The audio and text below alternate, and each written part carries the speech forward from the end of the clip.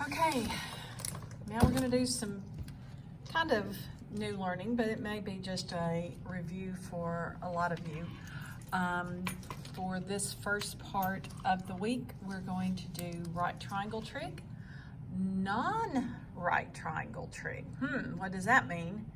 And then later in the week and on into early next week, we're going to jump into the unit circle. So we are not through learning yet.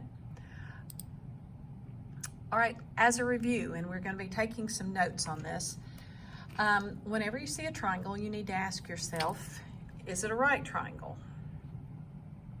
If it is, then you need to start labeling the sides. And what I mean by that is this.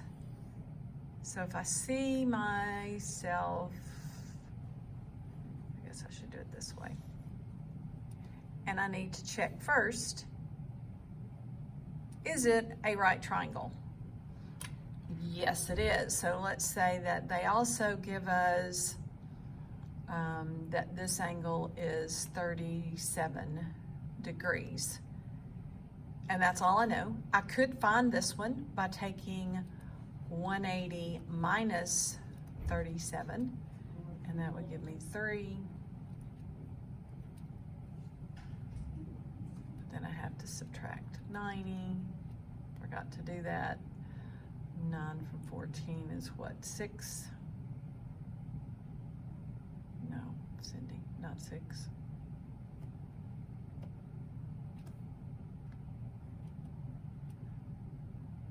All right, then we need to pick which one is going to be our reference angle, and let's say it's this angle here.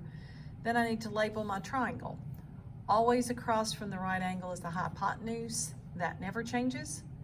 If this happens to be my reference angle, then this is going to be my opposite side.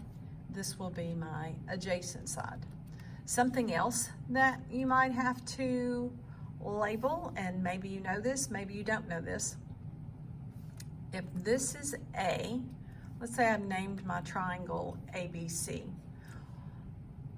Those are named with capital letters. Across from the capital letters are the smaller letters. So this is side A, this is side B, and this is side C. I know my longest side is H because it's the hypotenuse. The next longest is B because it is the next largest angle. Because if I ordered them, I would go 90, 53, 37. That's in decreasing order. So in decreasing side lengths, C would be the longest, then it would be B, then it would be A. All right, so we've done that. Remember SOHCAHTOA. SOHCAHTOA.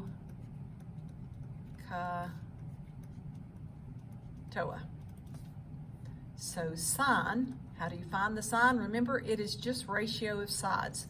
So the sine of an angle is the ratio of the opposite to the hypotenuse. And the cosine of an angle is the ratio of the adjacent to the hypotenuse. And the tangent of an angle is equal to the opposite over the adjacent. All right, what else I want you to know is that there are inverse functions.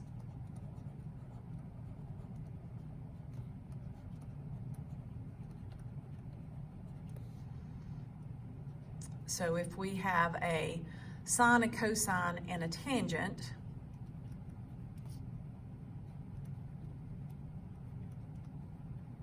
the inverse of those is just when you put 1 over that, remember?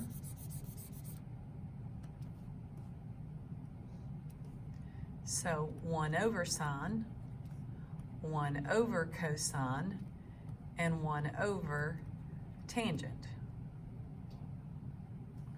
And they are called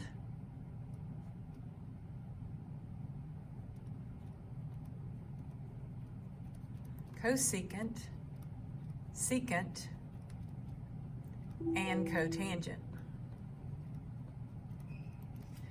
and they are written, they're short, just like this is sine, cosine, and tangent, and those are the shortened versions. This is cosecant, this is secant, and this is cotangent. And you find it, like if sine was, the sine of something was 2, the inverse would be 1 over 2. The way you can find this is there is always a copilot with all of these. So how do you know what goes with sine? It has to be cosecant because there has to be a copilot with these two. So you have sine and cosecant go together, cosine and secant, and tangent and cotangent. All right, those may be new concepts. All right, now you're going to have this worksheet and you need to find the measure of each angle. So that's when we have to use these here. And y'all are still lucky enough, you can use your graphing calculator. So first thing that we have to do, here's our theta, so that's our reference angle. We are going to label our triangle. So here's our hypotenuse. Here is the opposite side of my angle. Here is the adjacent side. You can put just the first letter or you can put opposite and adjacent. So what do we have that we are using? We have an opposite and an adjacent. So I know the one that uses that is tangent. To find an angle, you would simply put into your calculator the inverse function of tangent. So second tangent, and I'm just going to put my opposite side, which is 3, over my adjacent side, which is 11. And I should get 15, and it says round to the nearest tenth, 15.255, so 15.3 is angle theta. Okay, that's how you will do those first few. We'll go ahead and do this one. There's my reference angle.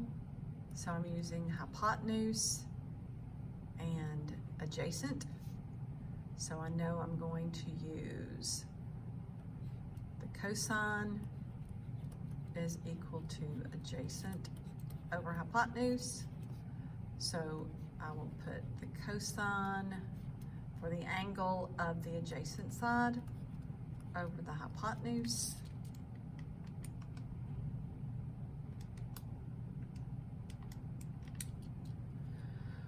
Which is 21.8 degrees.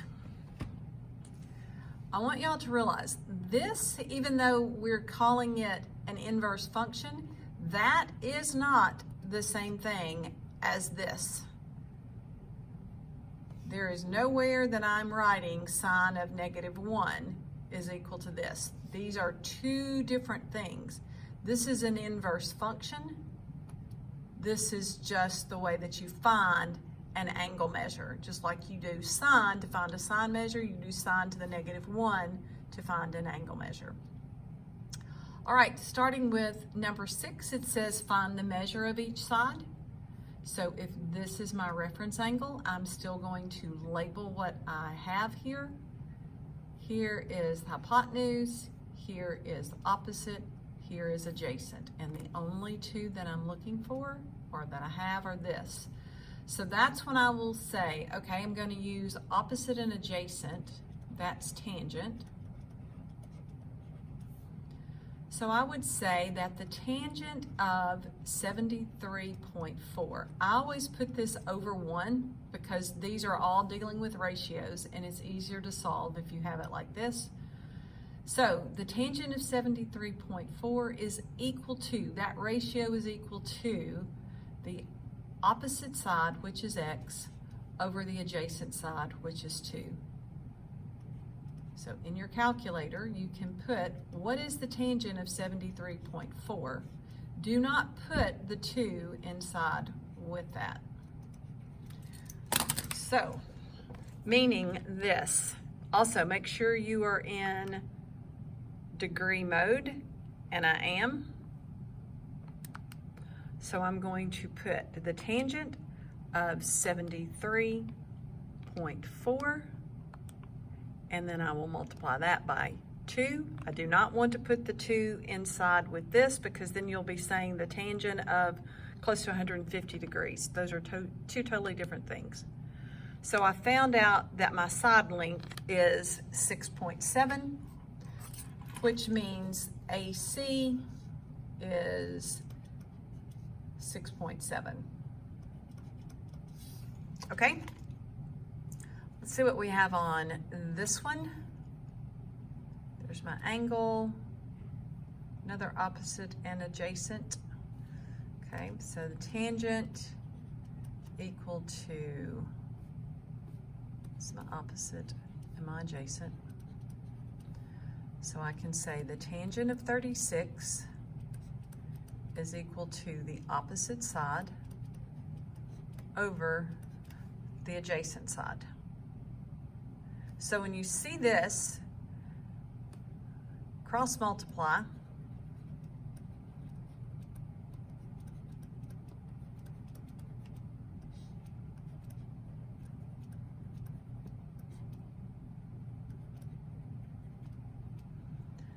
so that's what you will put into your calculator. We will take 11.7 and divide that by the tangent of 36, not the tangent of 3, the tangent of 36, and I get 16.1.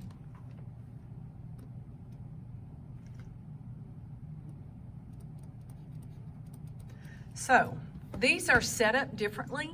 Here, what you're looking for is on the top. Here is what you're looking for on the bottom. So do you realize what you can do in this case? These can just swap places. Because how do we solve this? We've said that x is equal to 11.7 divided by the tangent of 36. Okay, that's how you will find those. This, starting with number 12, find the value of the trig function indicated. So we know that the cosine of theta, here's our hypotenuse, here's our adjacent, is 16 over 20. So what is that really?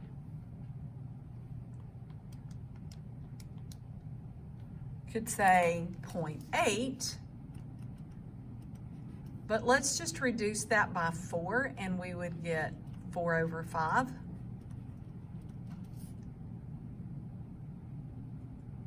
Then you could go on and find your missing piece if you had to do that. Because let's say that we had reduced this, even if we use 16 over 20, we could find what this side is here using Pythagorean theorem. Because we could say this squared plus this squared equals 20 squared. So you could find your missing piece. This wants you to find the secant. And remember that we said secant is actually just 1 over, do you remember what goes together? Cosine and secant are a pair. So let's see what we have. This is the hypotenuse. This is the adjacent side. So I know that my cosine is 15 over 25. So what is my secant? You just flip that over. My secant is 25 over 15. So with any of these inverses, you are just flipping your cosine, your sine, or your tangent over to get what you need. All right, those are all dealing with right triangles. What if you have a non-right triangle? Can you use SOHCAHTOA? Can you use sine is equal to the opposite over the hypotenuse? So let's say that we have ourselves a non-right right triangle.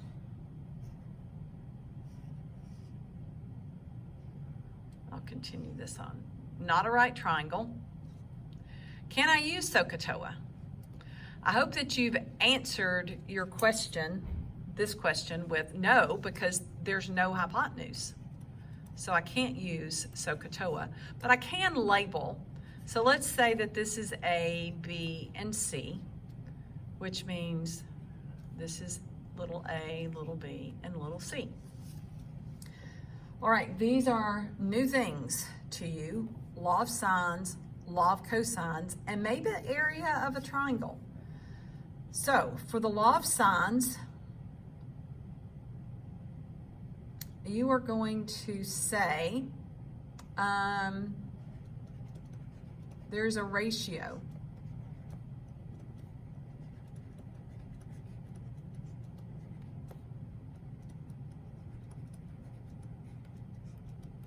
These are all true. If I knew what my angle was and the side across from it, then I know that same ratio is going to be true for the sine of A and its opposite side, and the sine of C and its opposite side. So in order to use this, write this in your notes, you must have a pair, which means you have to have an angle and its opposite side to use. Without that, you can't use it. So let's see if we have one of these problems to work. Let's see.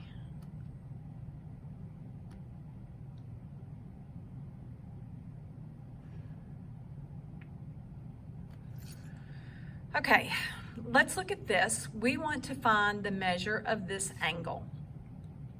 So you have to look at your triangle. First, it's not a right triangle, so I'm not going to use right triangle trig. But what I do know that I have A and little a. So that is my pair that I can use. So I could say, okay, the sine of 111 over 10 is going to be the same ratio if I use this. And where is its opposite angle? Because I have a side, it goes with this right here. So these would go together. So that would be equal to the sine of whatever this angle is over 5. Okay, let me look at this, see if I have it correctly. I can only use the law of sines when I have a pair. So I have the angle A and its opposite side. So I can put that in a ratio together, set it equal to, I'm trying to find this one. So let's look for the side opposite of it, and it is 5. All right, now let's do some math. Let's see, what is the sine of 111? Don't have to write this, but I am going to. So 0.93358 over 10 is equal to the sine of C over 5. So really, I'm just going to cross multiply. So let's multiply this by 5. And I get 4.6679 is equal to 10 times the sine of C. So what would I do now? I would divide both sides by 10. So let's divide this by 10. And I get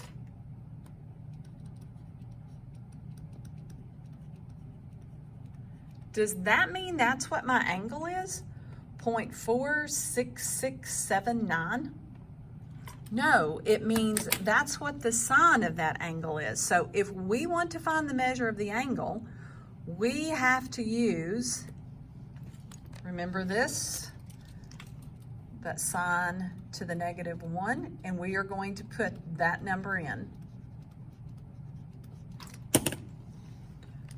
So there we go. Oops, did the wrong thing. Second sine. And it's 0.46679. And we get that our angle is 27.8.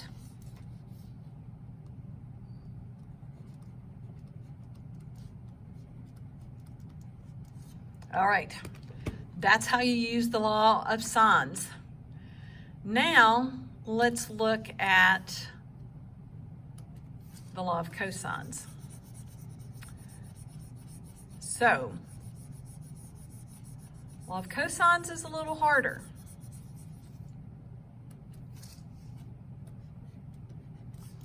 And it is this.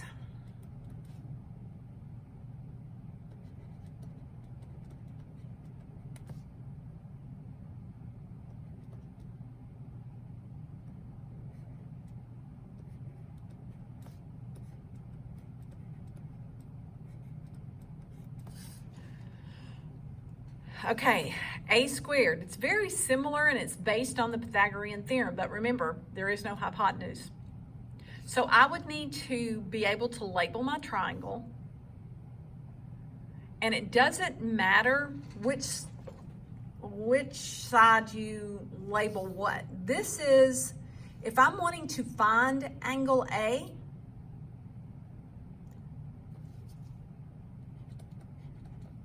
if looking for angle A, or looking for a missing angle, label that missing angle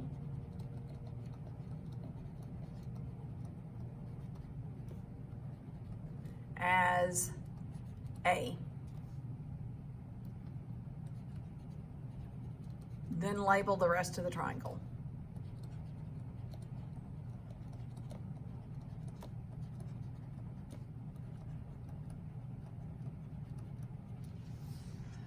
Okay? Because let's just say this is what I'm looking for, this angle right here. Well, I would relabel that as A, and then this is A. And then it wouldn't matter which one. I could say this is B, and this is B, and this is C, and this is C. It may make more sense when we actually look at a problem. Okay, here, I could still use the law of sines on number 6 because I have a pair. When you use the law of cosines, you won't have a pair. So let's look at number 9. I have 3 side lengths, no angles. So I don't have a pair, and we're wanting to find each of these. So let's say this is what we're looking for. That means I will label this as A, this is B, and this is C. And here is what I said we're going to have to work with. A squared is equal to B squared plus C squared plus 2BC times the cosine of A. All right. So here I know that A is 22, B is 11, and C is 28. So let's solve this. A squared, B squared, and C squared. Great. Plus 2 times, what is B? 11. What is C? 28. What is the cosine of A? I have no idea. That's what we're looking for. All right, let's do some math. 22 squared is 484. 11 squared is 121. 28 squared is 784. Plus, look at this. This is all one number.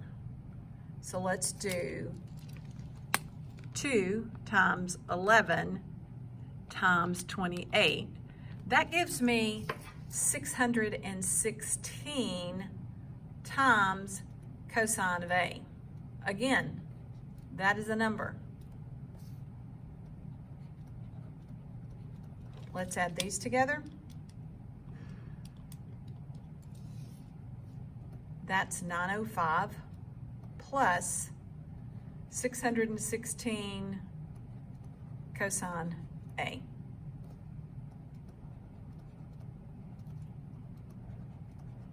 Subtract, because these are two different numbers. Let me move this around. These are two different numbers. I can't combine the 905 and the 616. Nope, can't do that. So I'm going to subtract 905 from the left side. So I have, I'm going to do this over here, negative 421 equals 616 times the cosine of A. If this was negative 421 equals 616x, you would know to divide by 616. Well, that's what we're going to do here. Divide both sides by 616. And that's what you get. So 421 divided by 616 gives me negative 6834 equals cosine of A. That's when you need to do this.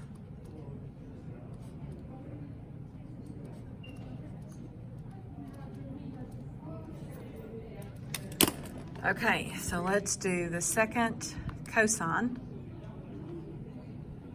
Negative 0.6834. And I get that that angle is 133 degrees.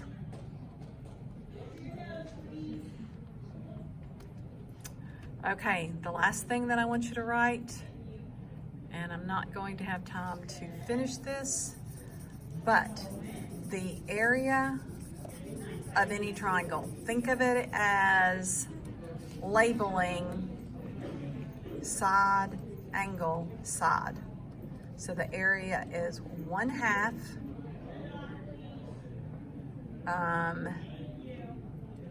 times A times B times the sine of C. So let's go over here and do one real quickly, because I got people coming in. Okay. Hey, Corbin. So 1/2, 5 times 14 times the sine of the angle that's in between. So here is a side, an angle, and a side. So 1/2, 5 times the other side times the sine of this. So 5 times 14 is 70. Take half of that, it's 35. And now I'm going to multiply that by the sine of 53. And the area of that triangle is 27.95. Okay, get this work done and just shoot me a picture of your answers.